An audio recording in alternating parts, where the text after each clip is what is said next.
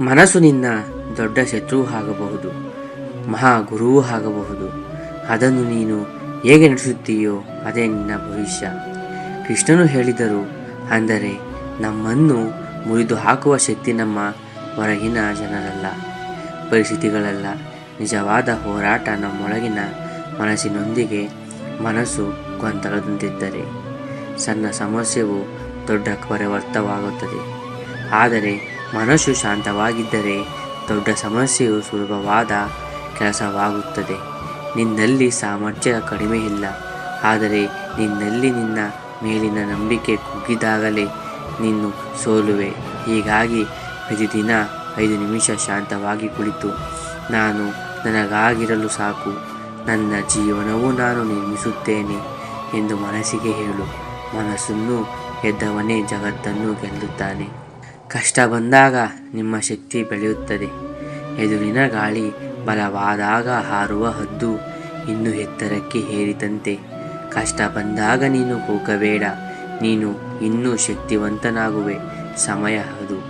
ಸಾಮಾನ್ಯವಾಗಿ ನಾವು ಯೋಚಿಸುವುದು, ಎಲ್ಲವೂ ಸರಿಯಾಗಿದ್ದರೆ ನಾನು ಮುಂದೆ ಹೋಗುತ್ತೆ.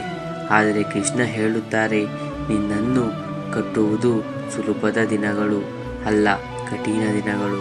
ಕಷ್ಟದ ಸಮಯದಲ್ಲಿ ನಿನ್ನ ನಿಜವಾದ ಧೈರ್ಯ, ನಿನ್ನ ನಿಜವಾದ ಸಾಮರ್ಥ್ಯ ಹೊರಬರುತ್ತದೆ. ಸ್ನೇಹಿತೆ, ಸಮಸ್ಯೆ ಬಂದಾಗ ನಿನ್ನ ಮನಸ್ಸು ಕುಸಿಯುತ್ತದೆಯೋ, ನಿನ್ನ ಧೈರ್ಯ ಎದ್ದು ನಿಲ್ಲುತ್ತದೆಯೋ? ಪ್ರತಿ ಕಷ್ಟವನ್ನು ಎದುರಿಸುವಾಗ ಅದನ್ನು ಹೀಗೆ ನೋಡಬೇಕು, ಇದು ನನ್ನನ್ನು ಮುರಿಯಲು ಬಂದಿಲ್ಲ, ಇದು ನನ್ನನ್ನು ದೊಡ್ಡವನಾಗಿಸಲು ಬಂದಿದೆ. ಈ ಮನಸ್ಥಿತಿ ಬೆಳೆದರೆ ನೀನು ಯಾರೂ ಅಡಗಟ್ಟಲಾರವರು ಆಗ್ತೀಯ. ಯಾರಾದರೂ ನಿನ್ನನ್ನು ಅರ್ಥ ಮಾಡಿಕೊಳ್ಳಲಿ ಎಂದು ಬದುಕಬೇಡ. ನಿನ್ನ ಸತ್ಯವನ್ನು ನೀನು ಅರ್ಥ ಮಾಡಿಕೊಂಡರೆ ಸಾಕು. ಲೋಕವನ್ನು ತೃಪ್ತಿಪಡಿಸಲು ಪ್ರಯತ್ನಿಸಿದರೆ ನೀನು ಜೀವನವನ್ನೇ ನಿನ್ನಗಾಗಿ ದೂರವಾಗುತ್ತದೆ. ಜನರು ನಿನ್ನನ್ನು ಅರ್ಥ ಮಾಡಿಕೊಳ್ಳಲು ಪ್ರಯತ್ನಿಸುವುದು ತಾತ್ಕಾಲಿಕ, ನೀನು ಅರ್ಥ ಮಾಡಿಕೊಳ್ಳುವುದು ಶಾಶ್ವತ. ನಿನ್ನೊಳಗೆ ಏನು ಬೇಕೋ, ಸುಳ್ಳು ನಿಜವೇನು, ನಿನ್ನ ಮೂಲ ಏನು, ಇವುಗಳನ್ನು ಅರಿತ ತಕ್ಷಣ ಯಾರ ಅಭಿಪ್ರಾಯವೂ ನಿನ್ನನ್ನು ಸುವುದಿಲ್ಲ. ಲೋಕ ಮರೆತರೂ ಪರವಾಗಿಲ್ಲ, ನಿನ್ನ ಆತ್ಮ ನಿನ್ನನ್ನು ಮರೆತರೆ ಅದೇ ನಾಶ. ಕೃಷ್ಣನು ಹೇಳಿದ್ದು, ಸ್ವತಃ ಅರಿವು ಇದ್ದರೆ ಉಳಿದ ಎಲ್ಲವೂ ಸ್ವತಃ ಸರಿ ಆಗುತ್ತದೆ. ಅತೀತದ ಬಗ್ಗೆ ಪಶ್ಚಾತ್ತಾಪ, ಭವಿಷ್ಯದ ಬಗ್ಗೆ ಭಯ, ಇವುಗಳು 2 ಮನಸ್ಸಿಗೆ ಬಂಧನ. ಕರ್ಮದ ಮೇಲೆ ನಿಜವಾಗಿ ಗಮನವಿದ್ದಂತೆ ಶಾಂತಿ. ಹಳೆಯ ತಪ್ಪುಗಳ ಬಗ್ಗೆ ಎಂಡ್ಲೆಸ್ಲಿ ಯೋಚಿಸುವುದರಿಂದ ನಿನ್ನ ಕೈಯಲ್ಲಿರುವ ಶಕ್ತಿ ಹೋಗುತ್ತದೆ. ಭವಿಷ್ಯದ ಬಗ್ಗೆ ಯೋಚಿಸಿ ತಾಳನವಾದರೆ ನಿನ್ನ ಗಮನ ಆಸಕ್ತಿ ಆಗುತ್ತದೆ. ಜೀವನ ಒಂದೇ ಕ್ಷಣದಲ್ಲಿ ನಿಂತಿದೆ. ಈ ಕ್ಷಣದಲ್ಲಿ ಕೃಷ್ಣನು ಗೀತೆಯಲ್ಲಿ ಹೇಳಿದ್ದು ಇದೆ, ನಿನ್ನ ಕರ್ತವ್ಯಕ್ಕೆ ನಿಷ್ಠೆಯಾಗು. ಫಲದ ಲಾಲಸೆಯಿಂದ ಮನಸ್ಸನ್ನು ಕಟ್ಟಿಹಾಕಬೇಡ. ಅತೀತಕ್ಕೆ ಗಲ್ಟಿ, ಭವಿಷ್ಯಕ್ಕೆ ಭಯ, ಇವು 2 ನಿನ್ನ ಶಕ್ತಿಯನ್ನು ಕಿತ್ತಿಕೊಳ್ಳುತ್ತವೆ.